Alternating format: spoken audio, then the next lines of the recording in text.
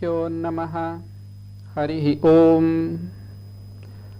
सच्चिदानन्दरूपाय कृष्णाय अक्लिष्टकारिणे नमो वेदान्तवेद्याय गुरवे बुद्धिसाक्षिणे। ಪರಮಾತ್ಮನ ಪಾದಪದ್ಮಗಳಿಗೆ ಭಕ್ತಿಪೂರ್ವಕ ಪ್ರಣಾಮಗಳನ್ನು ಅರ್ಪಿಸಿ, ಎಲ್ಲ ಆತ್ಮೀಯ ಬಂಧುಗಳೇ, ಭಗವದ್ವಾಣಿ ಎನ್ನುವಂತಹ ಈ ಸತ್ಸಂಗದಲ್ಲಿ ನಾವು ಪ್ರತಿ ಪ್ರವಚನದಲ್ಲೂ ಭಗವಂತನ ಕೆಲವು ವಾಕ್ಯಗಳನ್ನು, ಭಗವಂತ ನಮಗೆ ನೀಡಿರುವಂತಹ ಆದೇಶಗಳನ್ನು ಒಂದೊಂದಾಗಿ ಅರ್ಥ ಮಾಡ್ಕೊಳ್ತಾ ಮುಂದುವರಿತಾ ಇದ್ದೀವಿ. ಭಗವಂತ ನಮಗೆ ಏನು ಉಪದೇಶ ಮಾಡಿದನೋ ಅದನ್ನು ನಾವು ನಮ್ಮ ಜೀವನಕ್ಕೆ ಭಗವಂತ ಕೊಟ್ಟಿರುವಂತಹ ಬೆಳಕು ಅನ್ನೋದನ್ನು ನಾವು ಅರ್ಥ ಮಾಡಿಕೊಂಡು ಆ ಬೆಳಕನ್ನು ನಾವು ನಮ್ಮ ಹೃದಯದಲ್ಲಿ ಧಾರಣೆ ಮಾಡಿಕೊಂಡಾಗ ನಮಗೆ ಜೀವನದ ಹಲವಾರು ಘಟನೆಗಳಲ್ಲಿ ಅಥವಾ ಹಲವಾರು ಸಂದರ್ಭಗಳಲ್ಲಿ, ಪರಿಸ್ಥಿತಿಗಳಲ್ಲಿ ನಮಗೆ ಆ ಬೆಳಕಿನಲ್ಲಿ ಸರಿಯಾದ ದಾರಿ ಕಂಡುಬರುತ್ತೆ. ದಾರಿ ಅಂದರೆ, ನಾವು ಎಷ್ಟೋ ಸಂದರ್ಭಗಳು ನಮ್ಮ ಜೀವನದಲ್ಲಿ ನಮ್ಮ ಕಣ್ಮುಂದೆ ಬಂದಾಗ ಯಾವುದನ್ನು ಮಾಡಬೇಕು, ಯಾವುದನ್ನು ಮಾಡಬಾರ್ದು, ಹೀಗೆ ಮಾಡೋದಾ ಅಥವಾ ಹಾಗೆ ಮಾಡೋದಾ, ಈ ಪ್ರಶ್ನೆ ಬಂದೇ ಬರುತ್ತೆ ಪ್ರತಿಯೊಬ್ಬರ ಜೀವನದಲ್ಲೂ. ಅದು ಸಣ್ಣ ಪುಟ್ಟ ವಿಚಾರ ಆಗ್ಬೋದು, ಒಂದು ದೊಡ್ಡ ನಿರ್ಧಾರ ಆಗ್ಬೋದು.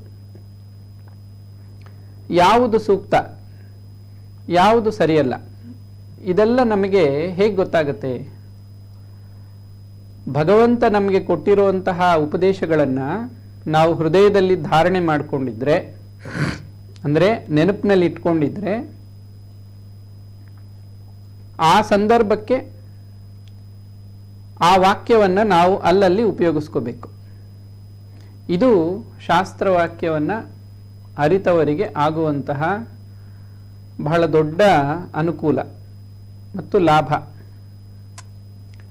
ಅವರಿಗೆ ಯಾವುದೇ ವಿಧವಾದ ಗೊಂದಲ ಇರಲ್ಲ, ಕನ್ಫ್ಯೂಷನ್ ಇರಲ್ಲ. ಅವರಿಗೆ ಏನು ಮಾಡಬೇಕು ಅನ್ನೋದ್ರ ಬಗ್ಗೆ ಖಚಿತವಾಗಿ ಗೊತ್ತಿರುತ್ತೆ. ಹೀಗೆ ಮಾಡಬೇಕು. ಯಾಕೆ ಅಂದರೆ, ಹೀಗೆ ಮಾಡಿದ್ರೆ ನಮಗೆ ಇಂತಹ ಪರಿಣಾಮ ಉಂಟಾಗುತ್ತೆ, ಈ ಕರ್ಮ ಮಾಡೋದ್ರಿಂದ, ಹೀಗೆ ಮಾಡೋದ್ರಿಂದ ನಮಗಿಂತಹ ಫಲ ಸಿಗುತ್ತೆ. ಮೊದಲೇ ಎಲ್ಲವೂ ಖಚಿತ ಆಗಿಬಿಟ್ಟಿದೆ, ಕನ್ಫರ್ಮ್ ಆಗಿಬಿಟ್ಟಿದೆ, ಹೀಗೆ ಆಗತ್ತೆ ಅಂತ. ಇದು ಭಗವಂತನ ವಾಣಿಯನ್ನು ನಾವು ಹೃದಯದಲ್ಲಿ ಇಟ್ಕೊಂಡಿರುವಂತಹ ಒಂದು ಸಾಧನೆ. ಇದನ್ನು ಶ್ರವಣ, ಮನನ, ನಿಧಿಧ್ಯಾಸನ ಅಂತ ಕೂಡ ಕರೀತಾರೆ. ಮೊದಲು ಭಗವಂತನ ಮಾತುಗಳನ್ನು ಶ್ರವಣ ಮಾಡಬೇಕು. ಕೇಳಿಸ್ಕೊಳ್ಳೋದು ಮತ್ತು ಓದೋದು ಎರಡೂ ಅದೇ ಅರ್ಥ. ಆಮೇಲೆ ಅದನ್ನು ಮನನ ಮಾಡಬೇಕು, ಅರ್ಥ ಮಾಡ್ಕೋಬೇಕು. ಆಮೇಲೆ ಅದನ್ನು ನಾವು ನಮ್ಮ ಜೀವನದಲ್ಲಿ ಅನುಷ್ಠಾನ ಮಾಡ್ತಾ ಬರಬೇಕು.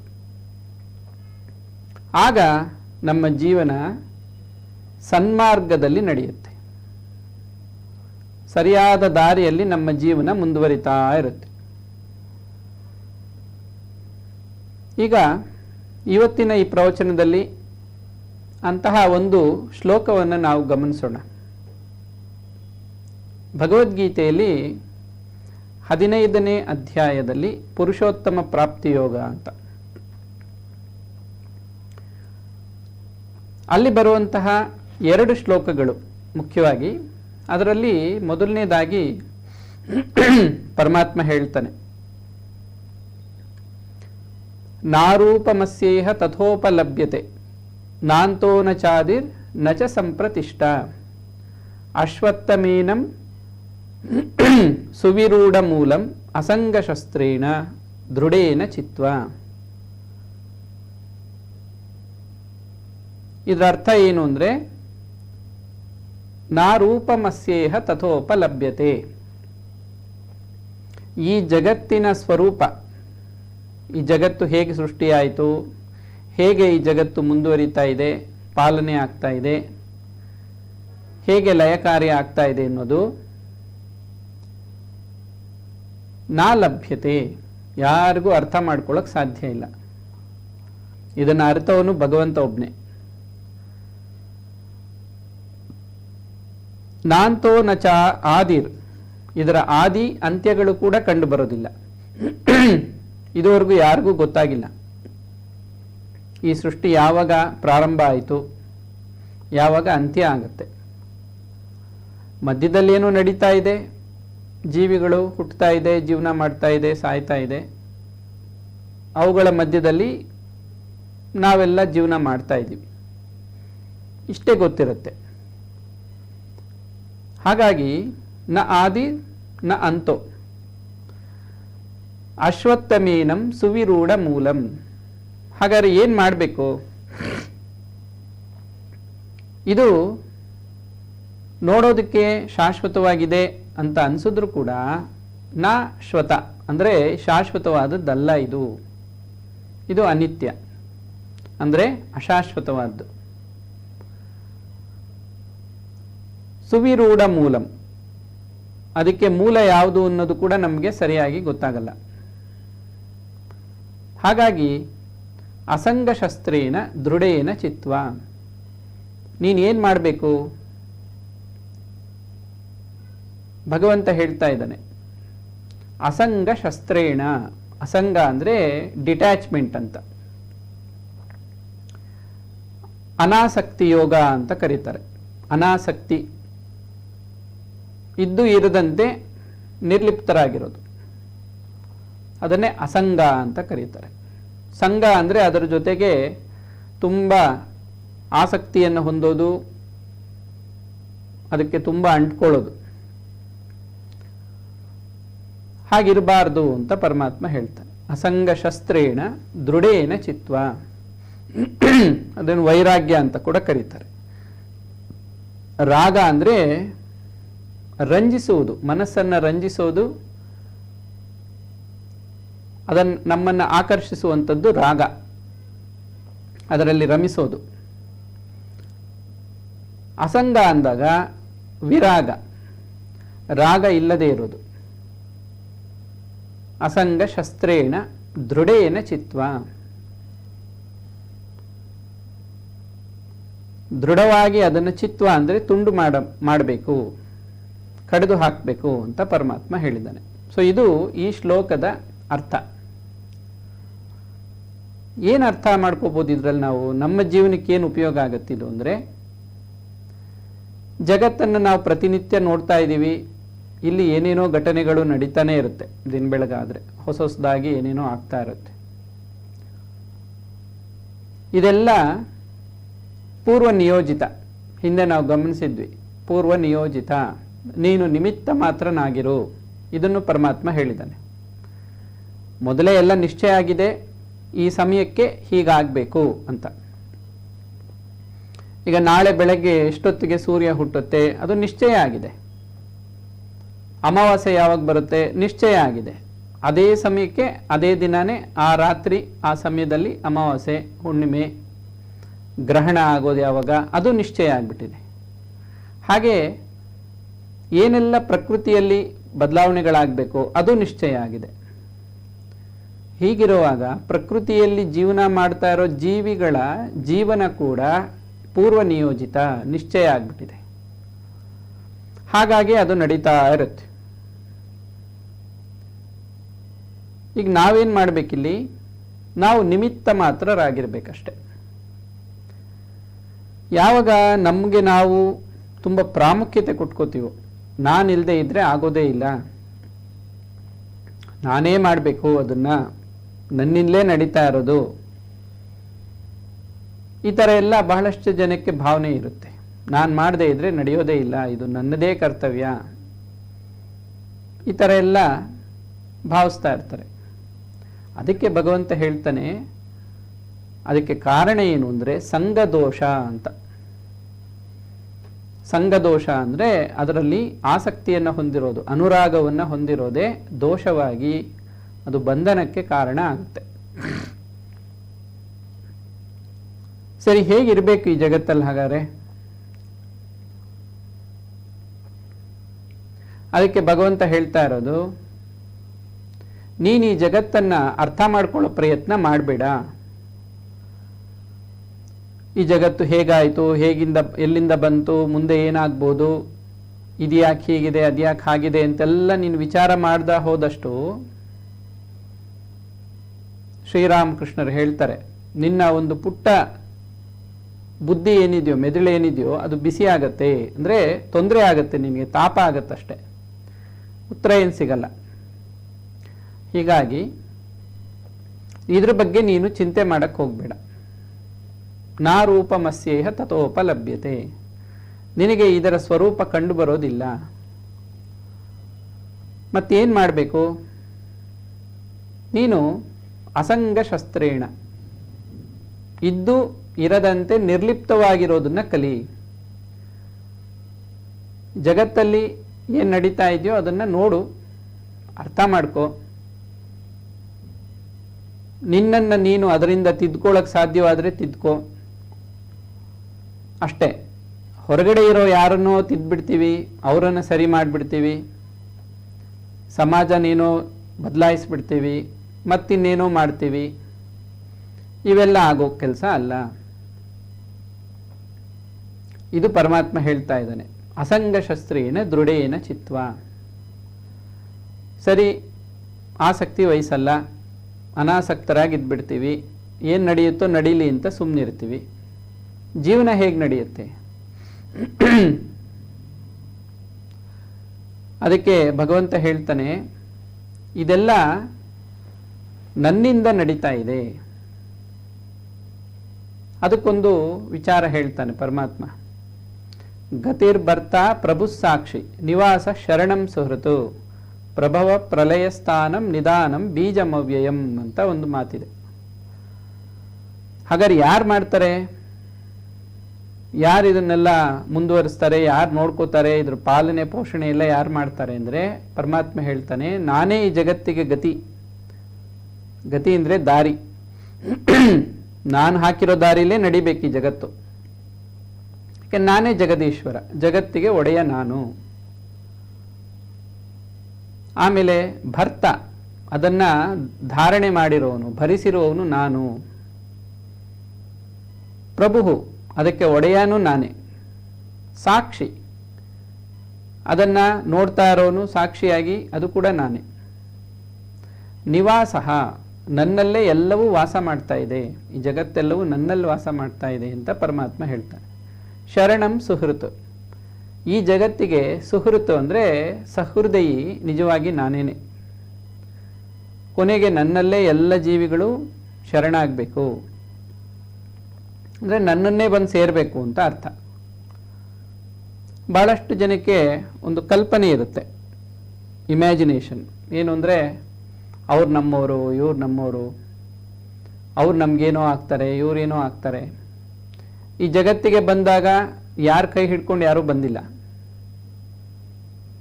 ಅವ್ರವ್ರು ಬಂದರು, ಅವರ ಕಣ್ಣು, ಅವರ ಕಿವಿ, ಅವರ ಇಂದ್ರಿಯಗಳನ್ನು ಉಪಯೋಗಿಸ್ಕೊಂಡು ಜಗತ್ತನ್ನು ನೋಡಿದ್ರು. ಭಗವಂತ ಅವ್ರಿಗೇನು ಕೊಟ್ಟಿದ್ದಾನೋ ಆ ಬುದ್ಧಿಗೆ ಅನುಸಾರವಾಗಿ ಅರ್ಥ ಮಾಡಿಕೊಂಡ್ರು. ಅವ್ರಿಗೆ ಅರ್ಥ ಆಗಿರೋಕ್ಕನುಸಾರವಾಗಿ ಜೀವನ ಮಾಡ್ಕೊಂಡಿದ್ದಾರೆ. ನೋಡಿ, ಈ ಜಗತ್ತಲ್ಲಿ ಯಾರಿಗೆ ಯಾರಾದರೂ ನನಗೆ ಇವರು ಬುದ್ಧಿಯನ್ನು ಕೊಟ್ಟರು, ಮನಸ್ಸನ್ನು ಕೊಟ್ಟರು ಅಂತ ಯಾರಾದರೂ ಹೇಳಿದಾರ? ತಂದೆ ತಾಯಿಗಳು ಮಕ್ಕಳಿಗೆ ಮನಸ್ಸನ್ನು ಕೊಟ್ಟರು, ಬುದ್ಧಿನ ಕೊಟ್ಟರು, ಸಾಧ್ಯನಾ? ಅದು ಪ್ರಾಣ ಕೊಟ್ಟರು? ಆಗಲ್ಲ. ತಾಯಿ ಗರ್ಭದಲ್ಲಿ ಬೆಳೆದಾಗ ಎಲ್ಲ ಅಂಗಾಂಗಗಳು ಕ್ರಮವಾಗಿ ಬೆಳಿಬೇಕು, ಇದನ್ನೆಲ್ಲ ವ್ಯವಸ್ಥೆ ಮಾಡಿರೋನು ಭಗವಂತ. ಆಮೇಲೆ ಯಾವ ಸಮಯಕ್ಕೆ ಹುಟ್ಟಬೇಕು, ಹೇಗೆ ಬೆಳಿಬೇಕು, ಬೆಳೆಯೋದಕ್ಕೆ ಬೇಕಾಗುವಂತಹ ಆಹಾರ ಇನ್ನೊಂದು ಮತ್ತೊಂದು. ಮಗು ಹುಟ್ಟಕ್ಕೆ ಮುಂಚೆನೇ ತಾಯಿ ಎದೆಯಲ್ಲಿ ಹಾಲನ್ನು ಸಿದ್ಧವಾಗಿಟ್ಟಿರ್ತಾನೆ ಪರಮಾತ್ಮ. ಇದು ಭಗವಂತನ ಒಂದು ಲೀಲೆ, ಸೃಷ್ಟಿ. ಪ್ರತಿಯೊಂದು ಪ್ರಾಣಿ ಪಕ್ಷಿಗಳಲ್ಲೂ ಹಾಗೆ. ಆ ಜೀವಿ ಹುಟ್ಟಕ್ಕೆ ಮುಂಚೆನೆ ಅದಕ್ಕೇನು ಬೇಕೋ ಆಹಾರವನ್ನು ಅವನು ಸಿದ್ಧಪಡಿಸಿರ್ತಾನಂತೆ. ಅದಕ್ಕೇನು ಬೇಕೋ ಎಲ್ಲ ಸಿದ್ಧಪಡಿಸಿ ಆಮೇಲೆ ಆ ಜೀವಿನ ಸೃಷ್ಟಿ ಮಾಡ್ತಾನೆ ಅಂತ ಕೂಡ ಇದೆ. ಹಾಗಾಗಿ ಇದ್ರ ಬಗ್ಗೆ ಚಿಂತೆ ಬೇಡ. ಈ ಜಗತ್ತಿಗೆ ಬಂದಿದ್ದೀವಿ, ಭಗವಂತ ತನ್ನ ಲೀಲೆಗಾಗಿ, ಆಟಕ್ಕಾಗಿ ಈ ಜಗತ್ತನ್ನು ಸೃಷ್ಟಿ ಮಾಡಿದ್ದಾನೆ. ತನ್ನ ಆಟವನ್ನು ತಾನು ಆಡ್ತಾ ಇದ್ದಾನೆ. ಸೃಷ್ಟಿ ಸ್ಥಿತಿ ಲಯ ಇದೆಲ್ಲ ಭಗವಂತನ ಲೀಲೆ ಅಂತಾನೆ ಮಹಾತ್ಮರು ಹೇಳ್ತಾರೆ, ಪರಮಾತ್ಮನೇ ಹೇಳ್ತಾನೆ. ಇದೆಲ್ಲ ನನ್ನ ಮಾಯೆ, ಇದು ಲೀಲೆ. ಹೀಗಾಗಿ ನೀನಿಲ್ಲಿ ಯಾವುದೇ ಚಿಂತೆ ಮಾಡೋ ಅಗತ್ಯ ಇಲ್ಲ. ನಿನಗೆ ಶರೀರವನ್ನು ಹೇಗೆ ಭಗವಂತ ಸಿದ್ಧಪಡಿಸಿ ಕೊಟ್ಟಿದ್ದಾನೋ, ಇಂದ್ರಿಯಗಳನ್ನು, ಶರೀರವನ್ನೆಲ್ಲ ಅದರಲ್ಲಿ ಪ್ರಾಣವನ್ನು ತುಂಬಿ ಅದು ಜೀವಂತವಾಗಿರೋ ಹಾಗೆ ಮಾಡಿದನೋ, ಅವನೇ ಜೀವನವನ್ನು ಕೂಡ ನಡೆಸ್ತಾನೆ. ಹಾಗೇನೆ ಆ ಜೀವನದ ಅಂತ್ಯ ಕೂಡ ಭಗವಂತನೇ. ಶರಣಂ ಸುಹೃತು ಪ್ರಭವ ಪ್ರಲಯ ಸ್ಥಾನಂ. ಪ್ರಭವ ಅಂದರೆ ಹುಟ್ಟೋದು. ಬರೀ ಮನುಷ್ಯರು ಅಂತಲ್ಲ, ಜೀವರಾಶಿಗಳು, ಸಸ್ಯಗಳು ಎಲ್ಲವೂ ಹುಟ್ಟುತ್ತಲ್ಲ. ಈಗ ಒಂದು ಬೀಜದಿಂದ ಅದೇ ಗಿಡ ಹುಟ್ಟಬೇಕು, ಅದೇ ಹೂವು ಬಿಡಬೇಕು, ಕಾಯಿ ಬಿಡಬೇಕು, ಇದನ್ನೆಲ್ಲ ಯಾರು ವ್ಯವಸ್ಥೆ ಮಾಡಿದ್ದು? ಮನುಷ್ಯರಲ್ಲ. ಭಗವಂತ ಆ ಬೀಜದಲ್ಲಿ ಆ ಶಕ್ತಿಯನ್ನಿಟ್ಟು ಸೃಷ್ಟಿ ಮಾಡಿದ್ದಾನೆ. ಆ ಬೀಜ ಅದೇ ಥರ ಮೊಳಕೆ ಹೊಡೆಯುತ್ತೆ, ಬೆಳೆಯುತ್ತೆ, ಅದು ಏನಾಗಬೇಕೋ ಅದಾಗುತ್ತೆ. ಹಾಗೇನೆ ಪ್ರತಿಯೊಂದು ಕೂಡ ಭಗವಂತ ಎಲ್ಲ ವ್ಯವಸ್ಥೆ ಮಾಡಿ ಇಟ್ಟಿದ್ದಾನೆ. ಪ್ರಭವ ಪ್ರಲಯ ಸ್ಥಾನಂ ನಿಧಾನಂ ಬೀಜಮವ್ಯಯಂ. ಇನ್ನು ಅವ್ಯಯನಾದ ಆ ಮೂಲ ಏನಿದೆಯೋ, ಬೀಜ ಅಂದರೆ ಇಲ್ಲಿ ಮೂಲ ಅಂತ, ಅದು ನಾನೇನೆ ಅಂತ ಪರಮಾತ್ಮ ಹೇಳಿದ್ದಾನೆ. ಸೊ ಇದು ಪುರುಷೋತ್ತಮ ಪ್ರಾಪ್ತಿ ಯೋಗದಲ್ಲಿ ನಾವು ಕಾಣುವಂತಹ ವಿಚಾರ. ಇದನ್ನು ನಾವು ಚೆನ್ನಾಗಿ ಅರ್ಥ ಮಾಡಿಕೊಂಡ್ರೆ, ಭಗವಂತ ಹೀಗೆ ಹೇಳಿದ್ದಾನೆ, ಅವನಿಚ್ಛೆಯಂತೆ ಇದು ಸೃಷ್ಟಿಯಾಗಿದೆ, ನಡೀತಾ ಇದೆ. ನಮ್ಮ ಪ್ರತಿಯೊಬ್ಬರ ಜೀವನ ಅವನಿಚ್ಛೆಯಂತೆಯೇ ನಡೆಯುತ್ತೆ. ಯಾಕೆಂದರೆ ಯಾರನ್ನು ಯಾರು ಸೃಷ್ಟಿ ಮಾಡಿಲ್ಲ, ಯಾರಿಗೆ ಯಾರು ಮನಸ್ಸನ್ನು, ಬುದ್ಧಿಯನ್ನು, ಪ್ರಾಣವನ್ನು ಕೊಟ್ಟಿಲ್ಲ. ಹಾಗಾಗಿ ನಿಜವಾಗಿ ನಮಗೆ ಸುಹೃತು ಅಂದರೆ ಸಹೃದಯಿ, ನಮ್ಮನ್ನು ಸದಾ ನೋಡ್ತಾ ಕಾಪಾಡ್ತಾ ಇರೋನು ಭಗವಂತನೇ. ಸೊ ಇಷ್ಟು ವಿಚಾರ ನಮಗಿಲ್ಲಿ ಪ್ರಾರಂಭದಲ್ಲಿ ಈ ಅಧ್ಯಾಯದಲ್ಲಿ ನಮಗೆ ಕಂಡುಬರುತ್ತೆ. ಈಗ ಮುಂದೆ ಭಗವಂತ ಏನು ಹೇಳ್ತಾ ಇದ್ದಾನೆ, ಶ್ರೀರಾಮಕೃಷ್ಣರ ಒಂದು ಮಾತನ್ನು ನಾವಿಲ್ಲಿ ನೆನಪು ಮಾಡ್ಕೋಬಹುದು. ಐಂದ್ರಜಾಲಿಕ ಸತ್ಯ, ಅವನ ಇಂದ್ರಜಾಲ ಅನಿತ್ಯ ಅಂತ ಶ್ರೀರಾಮಕೃಷ್ಣ ಪರಮಹಂಸರು ಹೇಳ್ತಾರೆ. ಐಂದ್ರಜಾಲಿಕ ಅಂದರೆ ಮ್ಯಾಜಿಕ್ ಮಾಡೋನು, ಮೆಜಿಷಿಯನ್ ಅಂತ. ಅವನು ಸತ್ಯ. ಆದರೆ ಅವನು ಮಾಡೋ ಮ್ಯಾಜಿಕ್ ಇದೆಯಲ್ಲ, ಅದೇ ನಿಜ ಅಲ್ಲ. ನಿಜವಾಗಿರೋ ಹಾಗೆ ತೋರುತ್ತಷ್ಟೇ. ಅದು ಎಲ್ಲ ನೋಡಿ ಸಂತೋಷ ಪಡ್ತಾರೆ, ಚಪ್ಪಾಳೆ ತರ್ತಾರೆ. ಹಾಗಂತ ಅದು ನಿಜ ಅಂತಲ್ಲ. ಹಾಗೇನೆ ಭಗವಂತ ನಿಜ.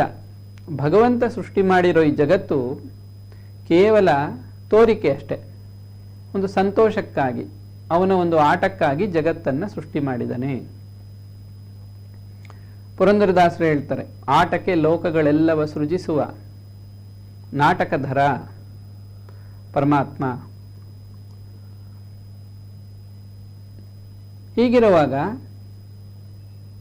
ಇಲ್ಲಿ ಜಗತ್ತಲ್ಲಿ ಏನೆಲ್ಲ ಇದೆಯೋ ಅವನ ಲೀಲೆ ಅದು ವ್ಯಯ ಅಂತ ಕರೆಯಲ್ಪಡುತ್ತೆ. ವ್ಯಯ ಅಂದರೆ ಮುಗ್ದೋಗ್ತಾ ಇರುತ್ತೆ, ಹೊಸದಾಗಿ ಬರ್ತಾ ಇರುತ್ತೆ, ಮುಗ್ದು ಹೋಗ್ತಾ ಇರುತ್ತೆ. ಹಾಗೇ ಇರೋದಿಲ್ಲ ಅದು. ನಮ್ಗೆ ಅನಿಸುತ್ತೆ ನೂರಾರು ವರ್ಷಗಳು ಇರುತ್ತಲ್ವ ಇದು, ನಮ್ಮ ಜೀವನ ಕೂಡ ಹಲವಾರು ವರ್ಷಗಳು ನಾವು ಇರ್ತೀವಲ್ಲ ಅಂತ ನಮ್ಗೆ ಅನಿಸುತ್ತಷ್ಟೇ. 100 ವರ್ಷ ಅನ್ನೋದು ಬಹಳ ಚಿಕ್ಕದು. ನೋಡ್ತಾ ನೋಡ್ತಾ ಹಾಗೇ ಹೋಗ್ಬಿಡುತ್ತೆ. ಬಾಲ್ಯ ಆಯಿತು, ಯೌವನ ಆಯಿತು, ವೃದ್ಧಾಪ್ಯಕ್ಕೆ ಬಂದ್ಬಿಡ್ತೀವಿ, ಮುಗ್ದೇ ಹೋಗುತ್ತೆ ಜೀವನ. ಹಾಗೆ ಎಲ್ಲವೂ ವ್ಯಯ ಆಗ್ತಾ ಇದೆ, ಎಲ್ಲವೂ ಮುಗ್ದೋಗ್ತಾ ಇದೆ. ಹೊಸದಾಗಿ ಆಗ್ತಾ ಇದೆ, ಮುಂದುವರಿಯುತ್ತೆ, ಮುಗ್ದೋಗುತ್ತೆ. ಹಾಗಾದರೆ ವ್ಯಯ ಆಗದೇ ಇರೋದು ಯಾವುದು? ಆ ವ್ಯಯ ಆಗದೇ ಇರೋದನ್ನೇ ಅವ್ಯಯಂ ಪರಮಂ ಪದಂ ಅವ್ಯಯ ಅಂದರೆ ವ್ಯಯವಾಗದೇ ಇರೋದು, ಖರ್ಚಾಗದೇ ಇರೋದು ಅಥವಾ ನಾಶವಾಗದೇ ಇರೋದು, ಮುಗಿದು ಹೋಗದೇ ಇರೋದು, ಶಾಶ್ವತವಾಗಿರೋದು ಅಂತ ಅರ್ಥ. ಅದನ್ನೇ ಅವ್ಯಯ ಅಂತ ಕರೆದಿದೆ. ಆ ಅವ್ಯಯ ಪದವಿ, ಪರಮಪದ ಏನಿದೆಯೋ ಅದೇ ಭಗವಂತನ ಸಾನ್ನಿಧ್ಯ. ಆ ಸಾನ್ನಿಧ್ಯವನ್ನು ಪಡ್ಕೊಳ್ಳೋದೇ ನಮ್ಮ ಜೀವನದ ಉದ್ದೇಶ. ಸ್ವಾಮಿ ವಿವೇಕಾನಂದರು ಹೇಳ್ತಾರೆ, ನಾವೆಲ್ಲ ಭಗವಂತನಿಂದ ಬಂದ್ವಿ, ಭಗವಂತನಲ್ಲೇ ಜೀವನ ಮಾಡ್ತಾ ಇದ್ದೀವಿ, ಭಗವಂತನಲ್ಲೇ ಕೊನೆಗೆ ಹೋಗಿ ಸೇರ್ಕೋತೀವಿ. ಇಷ್ಟೇ ಜೀವನ. ಎಲ್ಲರಿಗೂ ಇದು ಅನ್ವಯಿಸುತ್ತೆ. ಅವರು ಇವರು, ಆ ದೇಶ, ಈ ಪ್ರಜೆಗಳು, ಜೀವರಾಶಿಗಳು ಅಂತ ಭೇದ ಇಲ್ಲ. ಎಲ್ಲ ಲೋಕಗಳಿಗೂ, ಭೂಲೋಕದಿಂದ ಹಿಡಿದು ಪುರಾಣಗಳಲ್ಲಿ ಹೇಳೋ ಹಾಗೆ 14 ಲೋಕಗಳಿದೆಯಂತೆ. ಊರ್ಧ್ವ ಲೋಕಗಳು, ಅಧೋಲೋಕಗಳು ಎಲ್ಲಕ್ಕೂ ಅನ್ವಯಿಸುತ್ತೆ. ಇದೇ ಭಗವಂತನ ಒಂದು ಮಹಿಮೆ. ಹೀಗಿರುವಾಗ ಇಲ್ಲಿ ನಾವು ಹೇಗಿರಬೇಕು? ಸೊ ಭಗವಂತ ಏನು ಹೇಳಿದ್ದಾನೆ, ನನ್ನ ಪ್ರಕೃತಿ ಹೀಗಿದೆ, ಇದರಲ್ಲಿ ನೀನು ಆಸಕ್ತನಾಗಬೇಡ, ನೀನು ಇದು ವ್ಯಯವಾಗುತ್ತೆ, ಇದನ್ನು ಶಾಶ್ವತ ಅಂತ ಭಾವಿಸ್ಬೇಡ, ನಾನೇ ಇದಕ್ಕೆ ಸೃಷ್ಟಿ ಸ್ಥಿತಿ ಲಯ ಎಲ್ಲಕ್ಕೂ ಆಧಾರ ನಾನೇನೆ, ಹಾಗಾಗಿ ನೀನು ನನ್ನಲ್ಲಿ ಶರಣಾಗು, ನನ್ನಿಂದ ಬಂದಿದೆಯಾ, ಪುನಃ ನನ್ನಲ್ಲೇ ಬಂದು ಸೇರ್ಕೋ ಅಂತ ಪರಮಾತ್ಮ ಹೇಳ್ತಾನೆ. ಸರಿ, ಇದೇನೋ ಭಗವಂತ ಹೇಳಿದ ಒಂದು ಸಿದ್ಧಾಂತ ಆಯಿತು, ಇದು ನಿತ್ಯ ಸತ್ಯ. ಈಗ ಮತ್ತೊಂದು ವಿಚಾರ ನಮಗೆ ಬೇಕಾಗತ್ತೆ. ಇದೇ ಪುರುಷೋತ್ತಮ ಪ್ರಾಪ್ತಿ ಯೋಗದಲ್ಲೇ ಮತ್ತೊಂದು ಶ್ಲೋಕ ಇದೆ, ಬಹಳ ಪ್ರಸಿದ್ಧವಾದ ಶ್ಲೋಕ ಅದು. ಅದರಲ್ಲಿ ಭಗವಂತ ಏನು ಹೇಳ್ತಾನೆ, ನಿರ್ಮಾಣ ಮೋಹ ಜಿತಸಂಗ ದೋಷಾ ಅಧ್ಯಾತ್ಮ ನಿತ್ಯ ವಿನಿವೃತ್ತ ಕಾಮಾಹ ದ್ವಂದ್ವೈರ್ವಿಮುಕ್ತ ಸುಖ ದುಃಖ ಸಂಜ್ಞೈ ಗಚ್ಚಂತ್ಯಮೂಢ ಪದಮವ್ಯಯಂ ತತ್. ಈ ಒಂದು ಶ್ಲೋಕ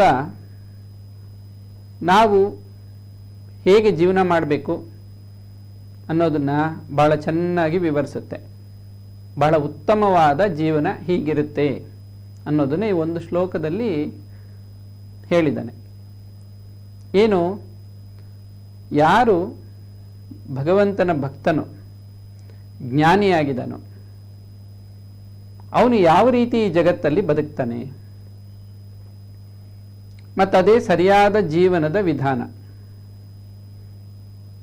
ಯಾವುದು ಆ ವಿಧಾನ ಅಂದರೆ ನಿರ್ಮಾಣ ನಿರ್ಮೋಹ ಜಿತ ಸಂಗದೋಷಾ ಅಧ್ಯಾತ್ಮ ನಿತ್ಯ ವಿನಿವೃತ್ತ ಕಾಮ ದ್ವಂದ್ವೇ ವಿಮುಕ್ತ ಸುಖ ದುಃಖ ಸಂಜ್ಞೈ ಗಚ್ಚಂತಿ ಅಮೂಢಾ ಪದಂ ಅವ್ಯಯಂ ತತ್. ಯಾರು ಹೀಗಿರ್ತಾನೋ, ನಿರ್ಮಾಣ ಅಂದರೆ ಅಭಿಮಾನವನ್ನು ತೊರೆದವನು, ನಿರ್ಮೋಹ ಮೋಹದಿಂದ ಮುಕ್ತನಾಗಿರುವವನು, ಮೋಹ ಇಲ್ಲದವನು, ಜಿತ ಸಂಗದೋಷಾ ಆಗಲೇ ನಾವು ಗಮನಿಸ ಹಾಗೆ ಅಸಂಗ ಶಸ್ತ್ರೇನ ದೃಢೇನ ಚಿತ್ವ, ಯಾವುದಕ್ಕೂ ಅಂಟ್ಕೋಬೇಡ, ಯಾವ ವ್ಯಕ್ತಿಗೂ ಅಂಟ್ಕೋಬೇಡ, ಯಾವುದೇ ವಸ್ತುಗಳಿಗೂ ಅಂಟ್ಕೋಬೇಡ. ಯಾಕೆಂದರೆ ಎಲ್ಲ ವ್ಯಯ, ಯಾವುದೋ ಒಂದು ಸಂದರ್ಭದಲ್ಲಿ ಅದು ಕೈ ಬಿಟ್ಟು ಹೋಗುತ್ತೆ ಅಥವಾ ನಾವೇ ಬಿಟ್ಟು ಹೋಗ್ತೀವಿ. ಹಾಗಾಗಿ ಪರಮಾತ್ಮ ಹೇಳ್ತಾನೆ,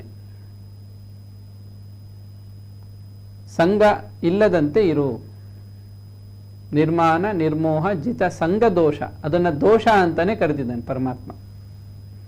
ಆ ಅಟ್ಯಾಚ್ಮೆಂಟ್ ಅಂತ ಏನಿರುತ್ತೋ ಅದು ದೋಷ ಅಂತ ಪರಮಾತ್ಮ ಹೇಳೋದು. ಅಧ್ಯಾತ್ಮ ನಿತ್ಯ, ಮತ್ತೆ ಹೇಗಿರಬೇಕು? ಅಧ್ಯಾತ್ಮದಲ್ಲಿ ನಿತ್ಯ, ಸದಾ ಅಧ್ಯಾತ್ಮದಲ್ಲಿ ಮನಸ್ಸನ್ನು ಇಟ್ಟಿರು, ಜ್ಞಾನದಲ್ಲಿ ಮನಸ್ಸನ್ನು ಇಟ್ಟಿರು ಅಂತ. ವಿನಿವೃತ್ತ ಕಾಮ, ಯಾವುದನ್ನು ಇದು ನನಗೆ ಬೇಕು ಅಂತ ಬಯಸಬೇಡ. ದ್ವಂದ್ವೈರ್ ವಿಮುಕ್ತ, ಇನ್ನು ಈ ಜಗತ್ತಲ್ಲಿ ಎಲ್ಲಿ ನೋಡಿದ್ರೂ ದ್ವಂದ್ವಗಳಿದೆ. ಜೀವನದಲ್ಲಿ, ಹೊರಗಡೆ ದ್ವಂದ್ವದ ಅನುಭವಗಳು. ದ್ವಂದ್ವ ಅಂದರೆ ಡ್ಯುಯಾಲಿಟಿ ಅಂತ, ಸ್ವಲ್ಪ ಹಾಗೆ ಸ್ವಲ್ಪ ಹೀಗೆ, ವಿರುದ್ಧವಾದ್ದು, ಕಾಂಟ್ರವರ್ಸಿಯಲ್ ಅಂತ ಕರಿತೀವಿ. ಇಂತಹ ದ್ವಂದ್ವೈ ವಿಮುಕ್ತಾಹ, ಅದರಿಂದ ಮುಕ್ತಿಯನ್ನು ಪಡ್ಕೊ, ನೀನು ಶಾಶ್ವತವಾಗಿ ಮುಕ್ತನಾಗು, ದ್ವಂದ್ವಗಳಿಂದ ಮುಕ್ತನಾಗು. ಸುಖ ದುಃಖ ಸಂಜ್ಞೈಹಿ ಅಂದರೆ ಸುಖ ದುಃಖ ರೂಪದಲ್ಲಿರುವಂಥದ್ದು ಅಂತ. ಆಮೇಲೆ ಏನಾಗುತ್ತೆ, ಅಂತಹವನು ಗಚ್ಚಂತಿ ಅಮೂಢಾಹ, ಅಮೂಢ ಅಂದರೆ ಮೂಢನಲ್ಲದವನು, ಮೂರ್ಖನಲ್ಲದವನು ಅಂದರೆ ಜ್ಞಾನಿ ಅಂತ ಅರ್ಥ. ಅಂತಹ ಅವ್ಯಯವಾದ ಪರಮಾತ್ಮನ ಸ್ಥಾನವನ್ನು ಅವನು ಪ್ರಾಪ್ತಿ ಮಾಡ್ಕೋತಾನೆ. ಇದು ಪುರುಷೋತ್ತಮ ಪ್ರಾಪ್ತಿ ಯೋಗದಲ್ಲಿ ನಾವು ಕಂಡಂತಹ ಭಗವಂತನ ಮಾತುಗಳು. ಈಗ ಹೇಗಿರಬೇಕು ಅನ್ನೋದೇ ಬಹಳ ಮುಖ್ಯ. ಈ ಒಂದು ಶ್ಲೋಕದಲ್ಲಿ ಏನು ಪರಮಾತ್ಮ ಹೇಳಿದನೋ ಕೆಲವು ಲಕ್ಷಣಗಳು, ಅದರಲ್ಲಿ 6 ಲಕ್ಷಣಗಳನ್ನು ನಾವು ಮುಖ್ಯವಾಗಿ ಗಮನಿಸ್ತೀವಿ. ಇದನ್ನು ನಾವು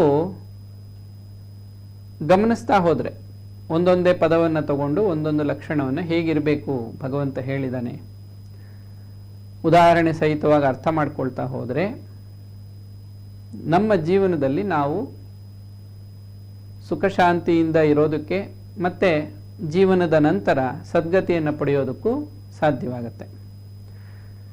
ಇದರ ವಿವರಣೆಯನ್ನು ನಾವೊಂದು ಸಣ್ಣ ವಿರಾಮದ ನಂತರ ಗಮನಿಸೋಣ.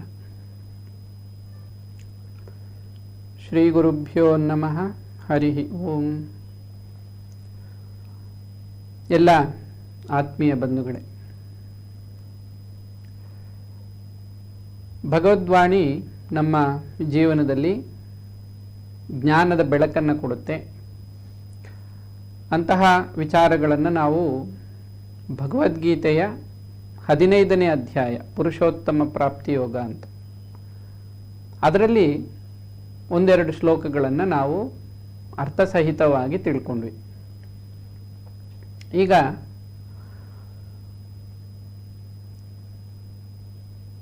ಒಂದು ಶ್ಲೋಕ ಏನಿದೆಯೋ, ನಿರ್ಮಾಣ ಮೋಹ ಜಿತ ಸಂಗ ದೋಷಾಃ ಅಧ್ಯಾತ್ಮ ನಿತ್ಯ ವಿನಿವೃತ್ತ ಕಾಮಾಃ ದ್ವಂದ್ವೈರ್ವಿಮುಕ್ತಾಃ ಸುಖ ದುಃಖ ಸಂಜ್ಞೈಃ ಗಚ್ಯಂತ್ಯಮೂಢ ಪದಮವ್ಯಯಂ ತತ್. ಇದೊಂದು ಪ್ರಸಿದ್ಧವಾದ ಶ್ಲೋಕ. ಇದರಲ್ಲಿ ಭಗವಂತ ನಮಗೆ ಹೇಳಿರೋದೇನು ಅಂದರೆ, ಇಲ್ಲಿ ನಾನು ಹೇಳಿರೋ ಹಾಗೆ ನೀನು ಇರಬೇಕು. ಹಾಗಿದ್ರೆ ನಿನಗೆ ಶಾಶ್ವತವಾದ ಆನಂದ, ನನ್ನ ಒಂದು ಸಾನ್ನಿಧ್ಯ ಪ್ರಾಪ್ತವಾಗುತ್ತೆ. ನಾವೀಗ ಹುಟ್ಟಿರೋದು ಭಗವಂತ ಸೃಷ್ಟಿ ಮಾಡಿರೋ ಜಗತ್ತಲ್ಲಿ.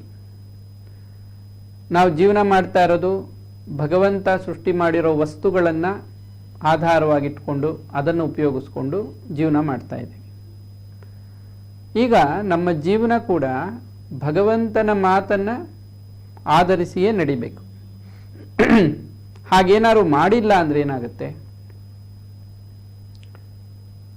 ಭಗವಂತನ ಜಗತ್ತಲ್ಲಿ ಭಗವಂತನನ್ನು ಆಶ್ರಯಿಸಿಕೊಂಡು ಬದುಕ್ತಾ ಇರುವಾಗ ಭಗವಂತ ಹೇಳಿದ ಹಾಗೆ ನಡ್ಕೊಳ್ದೆ ನಮ್ಮ ಮನಸ್ಸಿಗೆ ಸರಿ ಅನ್ನಿಸಿದ ಹಾಗೆ ನಾವು ನಡ್ಕೊಂಡಾಗ ಏನಾಗುತ್ತೆ, ಅದು ದೈವಾಪಚಾರ ಅಂತ ಕರೀತಾರೆ.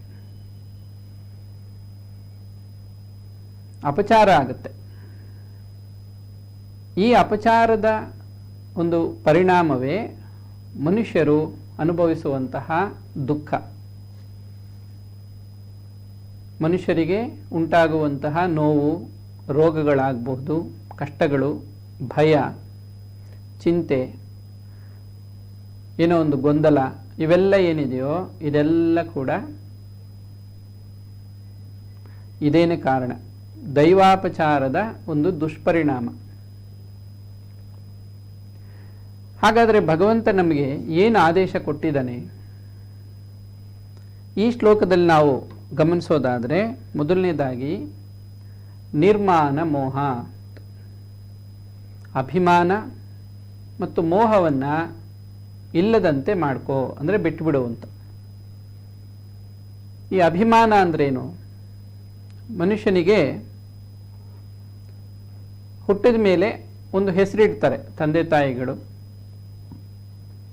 ಆ ಹೆಸರನ್ನ ಆ ಮಗು ಬಾಲ್ಯದಿಂದ ಕೇಳ್ತಾ ಕೇಳ್ತಾ ಇದು ನನ್ನದೇ ಹೆಸರು, ಅಂತ ಅದಕ್ಕೆ ಅದರ ಮೇಲೆ ಒಂದು ಅಭಿಮಾನ ಹುಟ್ಟುಕೊಳ್ಳುತ್ತೆ. ಆ ಹೆಸರನ್ನು ಹಿಡಿದು ಯಾರಾದರೂ ಏನಾದರೂ ಅಂದಾಗ ಅದು ನನಗೇ ಹೇಳ್ತಾ ಇರೋದು ಅಂತ ಅದು ಭಾವಿಸುತ್ತೆ. ಹಾಗೆ ಮನುಷ್ಯನ ಸ್ವಭಾವ ಸಮಾಜದಲ್ಲಿ ನಾವು ನೋಡಿದಾಗ ಅದನ್ನು ಇನ್ನೂ ಚೆನ್ನಾಗಿ ಅರ್ಥ ಮಾಡ್ಕೋಬೋದು. ಹೆಸರು ಕೀರ್ತಿ ಅಂತ ಇದೆ, ನೇಮ್ ಅಂಡ್ ಫೇಮ್ ಅಂತ. ಇದ್ರ ಬಗ್ಗೆ ಬಹಳಷ್ಟು ಆಸಕ್ತಿ ಮನುಷ್ಯರಿಗೆ. ಒಳ್ಳೆ ಹೆಸರು ಮಾಡಬೇಕು, ಕೀರ್ತಿ ಪಡಿಬೇಕು. ನೋಡಿ, ಇದು ಒಂದು ಅಭಿಮಾನ ಅಂತ ಕರೆಯಲ್ಪಡುತ್ತೆ. ಇದೇ ಅಭಿಮಾನ. ನಾನು ಬೇರೆಯವರಿಗಿಂತ ಉತ್ತಮ ಮಟ್ಟದಲ್ಲಿ ನಾನು ಇರಬೇಕು, ಜಗತ್ತಲ್ಲಿ ಎಲ್ಲರಿಗಿಂತ ಮೇಲಿರಬೇಕು, ಸಾಮಾನ್ಯರ ಹಾಗಿರಬಾರ್ದು, ನಾನೇನೋ ಒಬ್ಬ ವಿಶೇಷ ವ್ಯಕ್ತಿ, ಬೇರೆಯವ್ರಿಗಿಂತ ನಾನು ಸ್ವಲ್ಪ ವಿಶೇಷ ಅನ್ನೋ ಭಾವನೆ ಏನಿದೆಯೋ ಅದನ್ನು ಅಭಿಮಾನ ಅಂತ ಕರೀತಾರೆ. ಅದು ಕೆಟ್ಟ ರೀತಿಯಲ್ಲಿ ಅದರ ಪರಿಣಾಮ ಆದಾಗ ಬೇರೆಯವರ ಮೇಲೆ ಅದು ಕೆಟ್ಟದಾಗಿ ಪ್ರತಿಬಿಂಬಿಸಿದಾಗ ಅದು ದುರಭಿಮಾನ ಅಂತ ಕೂಡ ಅದಕ್ಕೆ ಹೇಳ್ತಾರೆ. ಭಗವಂತ ಹೇಳ್ತಾನೆ ನಿರ್ಮಾನ. ಅಭಿ ಅನ್ನೋದು ಉಪಸರ್ಗ ಅಷ್ಟೇ, ಅದು ಮಾನ ಅಂದರೆ ಒಂದು ಅಳತೆ. ನಾನು ಹೀಗೆ, ನಾನು ಇಂಥ ವ್ಯಕ್ತಿ, ಇದು ನನ್ನ ಒಂದು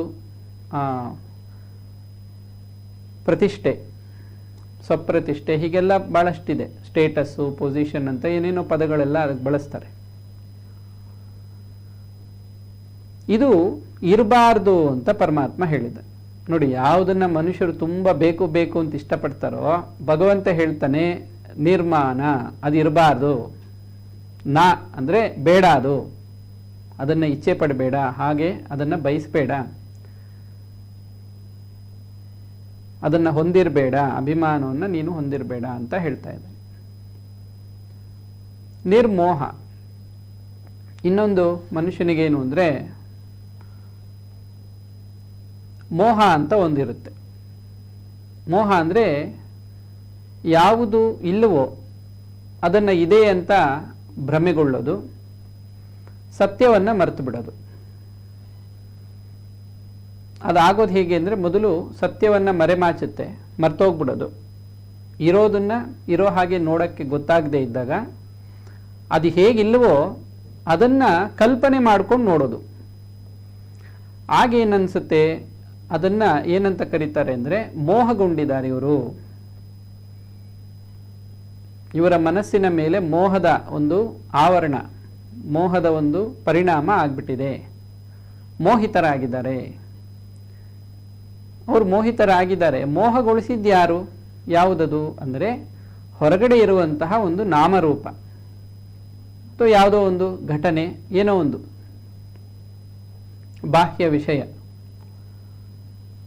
ಹಾಗೆ ಪರಮಾತ್ಮ ಹೇಳ್ತಾನೆ, ನೀನು ಈ ಹೊರಗಿನ ಜಗತ್ತಿನ ಘಟನೆಗಳಿಂದಾಗಲಿ ವ್ಯಕ್ತಿಗಳಿಂದಾಗಲಿ ನೀನು ಮೋಹಗೊಳ್ಬೇಡ, ಅಂದರೆ ಭ್ರಮೆಗೊಳ್ಬೇಡ. ಅಂದರೆ ಅಲ್ಲಿ ಏನಿದೆಯೋ ಇರೋದನ್ನ ಇರೋ ಹಾಗೆ ನೋಡು,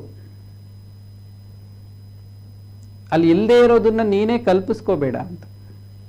ಹಾಗಾಗಿ ಮೋಹ ಅನ್ನೋದು ವಾಸ್ತವವಾಗಿ ಅವರವರ ಕಲ್ಪನೆ, ಅದು ಅವರ ಮನಸ್ಸಿನ ಒಂದು ಸ್ವಭಾವ, ಅದು ಅಥವಾ ಮನಸ್ಸಿನ ಒಂದು ದೌರ್ಬಲ್ಯ, ಹೇಗೆ ಬೇಕಾದ್ರೂ ಭಾವಿಸ್ಬೋದು. ಆಗೇನಾಗುತ್ತೆ, ಭ್ರಮಣೆ ಆಗುತ್ತೆ, ಬುದ್ಧಿ ಭ್ರಮಣೆ ಆಗುತ್ತೆ. ಮೋಹದಿಂದ ಬುದ್ಧಿ ಭ್ರಮಣೆ ಆಗುತ್ತೆ. ಅದನ್ನು ಹಂತ ಹಂತವಾಗಿ ಪರಮಾತ್ಮ ಹೇಳಿದ್ದಾನೆ ಅದು ಹೇಗಾಗತ್ತೆ ಅಂತ. ಅದನ್ನು ಮುಂದಿನ ಸತ್ಸಂಗದಲ್ಲಿ ಯಾವಾಗಾರು ಆ ಒಂದು ಶ್ಲೋಕವನ್ನು ತಗೊಂಡು ಅದನ್ನು ಅನರ್ಥ ಪರಂಪರೆ ಅಂತ ಕರೀತಾರೆ. ಪರಂಪರೆ ಅಂದರೆ ಒಂದಾದ್ಮೇಲೆ ಒಂದು ಕ್ರಮವಾಗಿ ಬರೋದನ್ನು ಪರಂಪರೆ ಅಂತ. ಅನರ್ಥ ಪರಂಪರೆ ಅಂದರೆ ಆಗಬಾರದನ್ನ ಆಗೋ ಹಾಗೆ ಮಾಡುತ್ತದು, ಏನೋ ಒಂದು ಅನಾಹುತ ಮಾಡುತ್ತೆ. ಇದು ಮೋಹದ ಪರಿಣಾಮ. ಮೊದಲನೇದಾಗಿ ನಾನಿಂಥ ವ್ಯಕ್ತಿ, ನಾನು ಹಾಗೆ ಹೀಗೆ ಅಂತಲ್ಲ. ಸರಿ, ಅದೇನು ಶಾಶ್ವತವಾಗಿರುತ್ತಾ? ಇಲ್ಲ. ಅದು ಸ್ವಲ್ಪ ಕಾಲ ಇರುತ್ತೆ. ಯಾರೋ ಒಬ್ಬರು ಉನ್ನತ ಸ್ಥಾನದಲ್ಲಿ ಇರ್ತಾರೆ, ಸ್ವಲ್ಪ ಕಾಲ ಆದಮೇಲೆ ಆ ಸ್ಥಾನ ಕಳ್ಕೊಂಡ್ಬಿಡ್ತಾರೆ. ತುಂಬ ಆರೋಗ್ಯವಾಗಿರ್ತಾರೆ, ರೋಗ ಬಂದರೆ ಆರೋಗ್ಯ ಹೊಟ್ಟೋಗುತ್ತೆ. ಐಶ್ವರ್ಯ ಇರುತ್ತೆ, ಯಾವುದೋ ಸಂದರ್ಭದಲ್ಲಿ ಐಶ್ವರ್ಯ ಕಳ್ಕೊತಾರೆ. ಒಳ್ಳೆ ಹೆಸರು ಇರುತ್ತೆ, ಅದು ಹೊಟ್ಟೋಗ್ಬೋದು. ಹಾಗಾಗಿ ಇದು ಯಾವುದು ಇದ್ರ ಮೇಲೆ ನೀನು ಅಭಿಮಾನವನ್ನು ಇಟ್ಕೋಬೇಡ. ನಿರ್ಮಾಣ ಶರೀರದ ಮೇಲೂ ಬೇಡ. ಯಾಕಂದರೆ ಶರೀರ ಒಂದೇ ರೀತಿ ಇರಲ್ಲ. ಸುಂದರವಾಗಿರೋದು ಸೌಂದರ್ಯನ ಕಳ್ಕೊಳ್ಳುತ್ತೆ. ಶಕ್ತಿ ಇರುವಂಥ ಶರೀರ ಶಕ್ತಿಯನ್ನು ಕಳ್ಕೊಂಡು ದುರ್ಬಲ ಆಗುತ್ತೆ. ಯಾವುದೂ ಕೂಡ ಹೀಗೆ ಇರಲ್ಲ. ಹಾಗಾಗಿ ಅಭಿಮಾನ ಬೇಡ.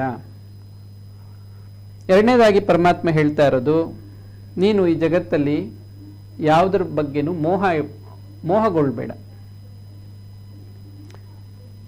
ಅಲ್ಲಿ ಏನಿದೆಯೋ ಇರೋದನ್ನು ಇರೋ ಹಾಗೆ ನೋಡು, ಯಥಾರ್ಥವಾಗಿ ನೋಡು.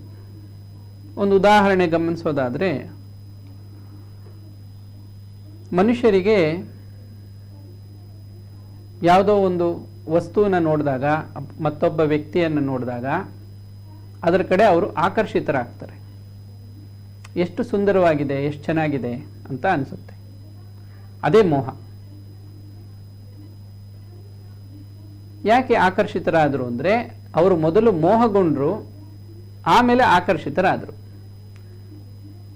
ಯಾಕೆಂದರೆ ಅದು ಅವ್ರಿಗೆ ಮೋಹಗೊಳಿಸಿಲ್ಲ ಅಂದರೆ ಅವರು ಅದರ ಕಡೆ ಆಕರ್ಷಿತರಾಗೋದಿಲ್ಲ, ಅದಕ್ಕೆ ಅಂಟ್ಕೊಳ್ಳಲ್ಲ. ನೀನು ಅಸಂಗ ಶಸ್ತ್ರ ಅಂದರೆ ಸಂಘ ಇಲ್ಲದಂತೆ ಡಿಟ್ಯಾಚ್ ಆಗಿರಬೇಕಾದ್ರೆ ಮೊದಲು ಅದು ನಿನ್ನ ಮೇಲೆ ಯಾವುದೇ ಮೋಹವನ್ನು ಉಂಟು ಮಾಡಬಾರ್ದು. ಯಾಕಾಯಿತು ಅಂದರೆ, ಎಲ್ಲಿ ಜ್ಞಾನ ಇರಲ್ವೋ ಅಲ್ಲಿ ಮೋಹ ಉಂಟಾಗ್ಬಿಡುತ್ತೆ. ಈಗ ಸುಂದರವಾಗಿದೆ ಅಂತ ಯಾವುದನ್ನು ನೋಡಿ ಒಬ್ಬ ವ್ಯಕ್ತಿ ಇಷ್ಟಪಟ್ಟು ಅದನ್ನೇ ನೋಡ್ತಾ ಇದ್ದ, ಅಥವಾ ಅದನ್ನು ಪಡ್ಕೋಬೇಕು ಅಂತ ಇಚ್ಛೆ ಪಟ್ಟ. ಒಂದು ಸುಂದರವಾದ ಚಿತ್ರ, ಒಂದು ಹೂವ, ಅಥವಾ ಇನ್ಯಾವುದೋ ಒಂದು ದೃಶ್ಯ, ಅದರ ಕಡೆ ಆಕರ್ಷಿತನಾದ. ಆದರೆ ಅದು ನಿಜ ಅಲ್ಲ ಅಂತ ಪರಮಾತ್ಮ ಹೇಳ್ತಾನೆ.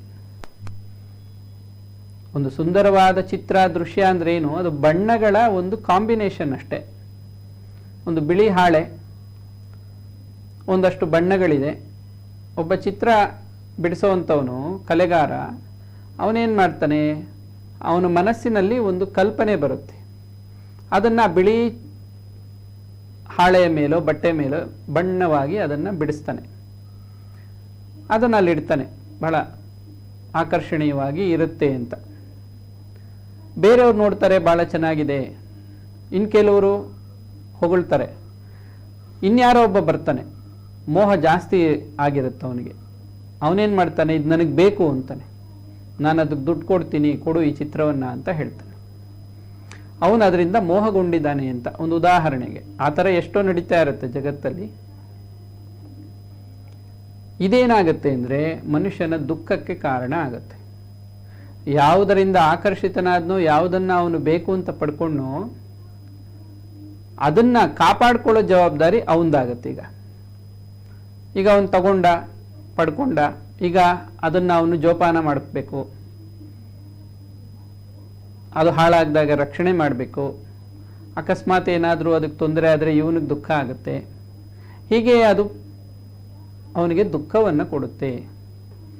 ಹಾಗಾಗಿ ಪರಮಾತ್ಮ ಹೇಳ್ತಾನೆ, ಅಭಿಮಾನ ಮತ್ತು ಮೋಹವನ್ನು ತ್ಯಾಗ ಮಾಡು.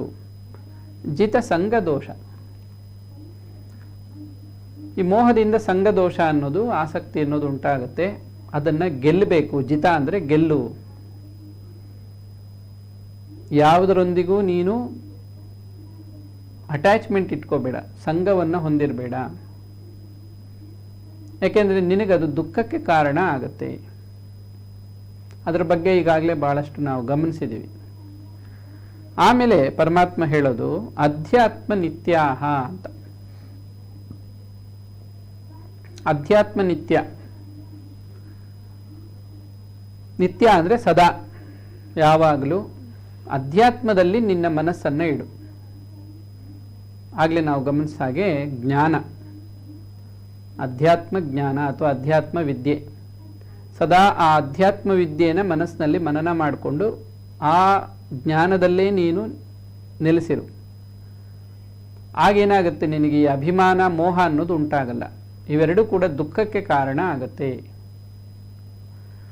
ಅಧ್ಯಾತ್ಮ ನಿತ್ಯ ವಿನಿವೃತ್ತ ಕಾಮಾಹ. ನಿವೃತ್ತ ಅಂದರೆ ಅದರಲ್ಲಿ ತೊಡಗದೇ ಇರೋದು. ವಿ ಉಪಸರ್ಗ ಸೇರಿಸಿದೆ ಅಂದರೆ ವಿನಿವೃತ್ತ ಅಂದರೆ ಯಾವತ್ತಿಗೂ ಅದರಲ್ಲಿ ತೊಡಗಬೇಡ. ಶಾಶ್ವತವಾಗಿ ಹಾಗೇನಾದ್ರು ತೊಡಗಿದ್ರೆ ಶಾಶ್ವತವಾಗಿ ಅದರಿಂದ ಬಿಡಿಸ್ಕೊಂಡ್ಬಿಡು. ವಿನಿವೃತ್ತ, ಪರ್ಮನೆಂಟ್ ಆಗಿ ಅದರಿಂದ ಬಿಡಿಸ್ಕೊಂಡ್ಬಿಡು ಅಂತ ಭಗವಂತ ಆದೇಶ ಕೊಡ್ತಾ ಇದ್ದಾನೆ. ಯಾವುದರಿಂದ? ಕಾಮಾಹ ಅಂದರೆ ಆಸೆಗಳಿಂದ. ಬಹಳಷ್ಟು ಜನಕ್ಕೆ ಒಂದು ಪ್ರಶ್ನೆ, ಆಸೆಗಳಿಲ್ಲದೆ ಇದ್ರೆ ಜೀವನ ಮಾಡೋದು ಹೇಗೆ ಅಂತ. ಸರಳ ಉತ್ತರ, ಇದು ಬಹಳ ಹಳೆಯ ಪ್ರಶ್ನೆ, ಉತ್ತರ ಕೂಡ ಬಹಳ ಹಳೆಯದು, ಸಾವಿರಾರು ಸರಿ ಅದಕ್ಕೆ ಉತ್ತರ ಕೊಟ್ಟಿದ್ದಾರೆ ಮಹಾತ್ಮರೆಲ್ಲ. ಏನದಕ್ಕೆ ಉತ್ತರ ಅಂದರೆ, ನಾವು ಅವಶ್ಯಕತೆಗಳನ್ನು ನಾವು ಪೂರೈಸ್ಕೋಬೇಕು. ನಮ್ಮ ಜೀವನದ ಅತ್ಯವಶ್ಯಕ ವಸ್ತುಗಳು. ಮೊದಲನೇದಾಗಿ ಆಹಾರ, ವಸ್ತ್ರ, ವಾಸಕ್ಕೆ ಒಂದು ಸ್ಥಳ, ಶರೀರಕ್ಕೆ ಏನಾದರೂ ತೊಂದರೆ ಆದಾಗ ಒಂದಷ್ಟು ಔಷಧಿ, ರಕ್ಷಣೆಗಾಗಿ ಕೆಲವು ವ್ಯವಸ್ಥೆಗಳು. ಅಂದರೆ ಏನು? ಈಗ ಪಾದರಕ್ಷೆ ಅಂತ ಕರಿತೀವಿ. ಪಾದಗಳಿಗೆ ಒಂದು ರಕ್ಷೆ ಬೇಕು, ಅದಕ್ಕೆ ಪಾದರಕ್ಷೆ. ಅದು ಆಸೆ ಅಲ್ಲ, ಅದು ಚಪ್ಪಲಿ ಹಾಕ್ಕೊಳ್ಳೋದು ಆಸೆ ಅಲ್ಲ. ಪಾದಗಳನ್ನು ರಕ್ಷಣೆ ಮಾಡ್ಕೊಳ್ಳೋದು ಚಪ್ಪಲಿ ಹಾಕ್ಕೊಳ್ಳೋದು. ಹಾಗೆ ಶರೀರದ ರಕ್ಷಣೆಗಾಗಿ ವಸ್ತ್ರ, ಮನೆ, ಬಿಸಿಲು, ಮಳೆ, ಚಳಿ, ಗಾಳಿಯಿಂದ ರಕ್ಷಣೆಗಾಗಿ ಒಂದು ನೆರಳು, ಒಂದು ಮನೆ ಅಥವಾ ಒಂದು ಆಶ್ರಯ. ಕ್ಷುದ್ಬಾಧೆ, ಕ್ಷುಧೆ ಅಂದರೆ ಹಸಿವು ಅಂತ. ಪ್ರತಿಯೊಂದು ಜೀವಿಗೂ ಹಸಿವಾಗುತ್ತೆ. ಆ ಹಸಿವನ್ನು ನೀಗಿಸ್ಕೊಳ್ಳೋಕ್ಕೆ ಎಷ್ಟು ಬೇಕೋ ಅಷ್ಟು ಆಹಾರ, ಹಿತಮಿತ.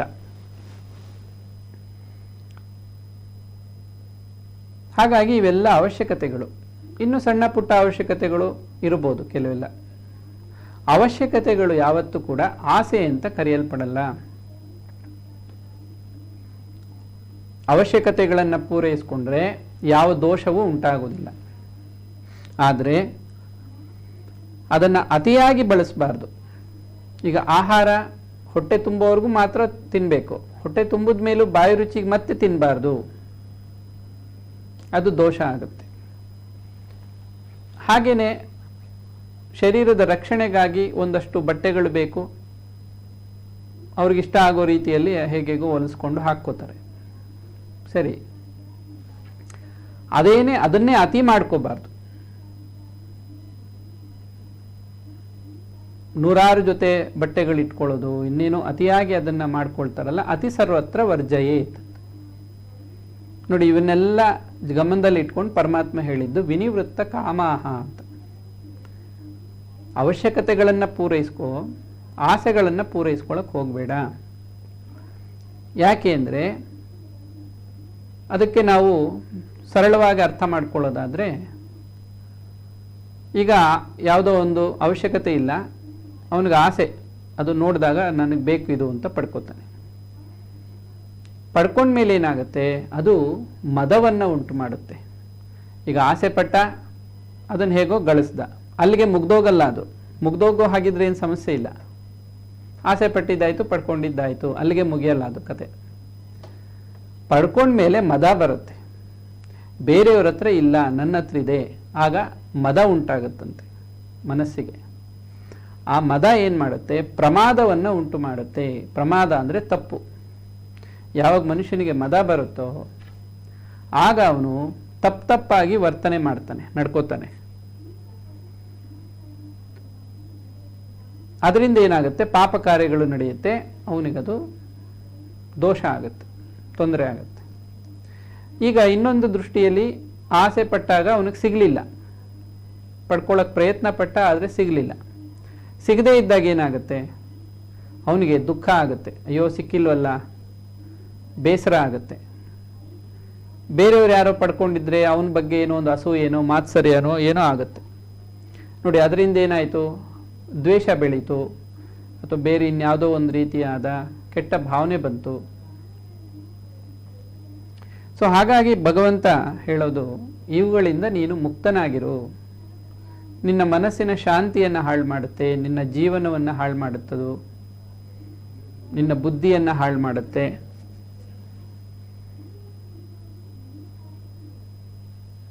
ಈಗ ಇನ್ನೊಂದು ಮಾತನ್ನ ಪರಮಾತ್ಮ ಹೇಳಿದಾನಲ್ಲಿ, ದ್ವಂದ್ವೈರ್ ವಿಮುಕ್ತಾಹ ಅಂತ. ದ್ವಂದ್ವಗಳಿಂದ ನೀನು ವಿಮುಕ್ತ, ಮುಕ್ತನಾಗು, ಶಾಶ್ವತವಾಗಿ ಬಿಡುಗಡೆಯನ್ನು ಹೊಂದು. ದ್ವಂದ್ವಗಳು ಅಂದರೆ ಈಗ ಸುಖ ದುಃಖ, ಇದು ಸುಖ ಕೊಡುತ್ತೆ, ಇದು ಕಷ್ಟ ಕೊಡುತ್ತೆ, ಇದು ಇವರು ನಮ್ಮವರು, ಇವರು ನಮ್ಮವರಲ್ಲ, ಶತ್ರುಗಳು, ಇವರು ಮಿತ್ರರು.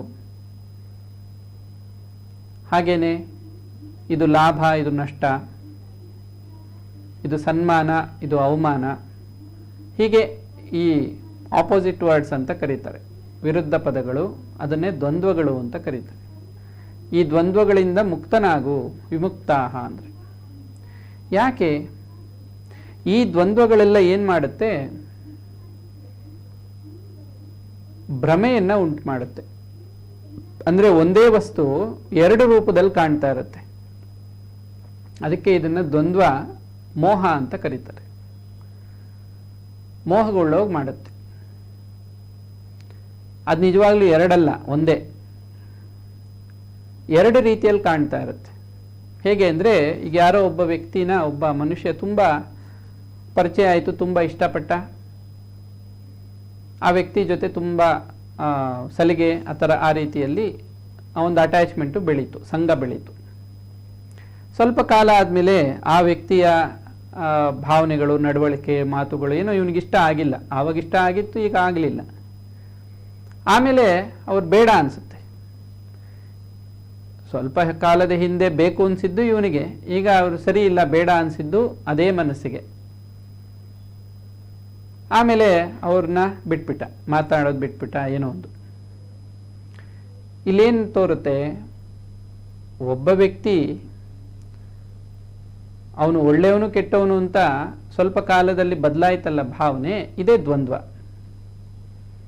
ಹಾಗೆ ಒಂದು ವಸ್ತು ತಗೊಂಬರ್ತಾನೆ, ಆ ವಸ್ತು ತುಂಬ ನನಗೆ ಸುಖ ಕೊಡುತ್ತೆ ಅಂತ ಇಟ್ಕೊಂಡಿರ್ತಾನೆ. ಅದು ಅವನಿಗೆ ಉಪಯೋಗಕ್ಕೆ ಬರಲಿಲ್ಲ ಅಂದರೆ ಇದು ಬೇಡ ಅಂಥೇಳಿ ಅದನ್ನು ತಿರಸ್ಕಾರ ಮಾಡ್ತಾನೆ. ಹೀಗೆ ಸಂದರ್ಭಕ್ಕನುಸಾರವಾಗಿ ಭಾವನೆಗಳು ಬದಲಾಗತ್ತೆ. ಆದರೆ ಜ್ಞಾನಿಗಳಿಗೆ ಹಾಗಲ್ಲ. ಅಮೂಢಾಹ, ಯಾರು ಮೂಢರಲ್ಲವೋ ಜ್ಞಾನಿಗಳು, ಅವರಿಗೆ ಈ ದ್ವಂದ್ವ ಭಾವ ಆಗಲಿ, ಅಭಿಮಾನ ಆಗಲಿ, ನಾನೇನೋ ಒಬ್ಬ ದೊಡ್ಡ ಮನುಷ್ಯ, ನಾನು ಹಾಗೆ ಹೀಗೆ ಅನ್ನೋ ಅಭಿಮಾನ ಆಗಲಿ, ಯಾವುದನ್ನು ನೋಡಿ ಮೋಹಗೊಳ್ಳೋದಾಗಲಿ, ಹಾಗೇನೆ ಯಾವುದನ್ನು ನೋಡಿ ಆಸೆ ಪಡೋದಾಗಲಿ, ಇದ್ಯಾವುದು ಆ ದೋಷಗಳೆಲ್ಲ ಅವರಲ್ಲಿ ಇರಲ್ಲ. ಹೀಗಾಗಿ ಅವರು ಅವ್ಯಯಂ ಪದಂ,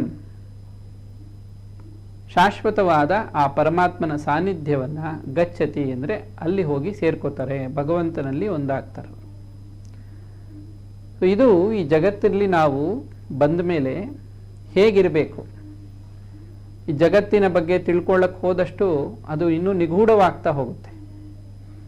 ಭಗವಂತ ಹೇಳೋ ಹಾಗೆ ಅದು ಸಾಧ್ಯವಾಗೋದಿಲ್ಲ. ನಾರೂಪಮಸ್ಯೇಹ ತಥೋಪಲಭ್ಯತೆ.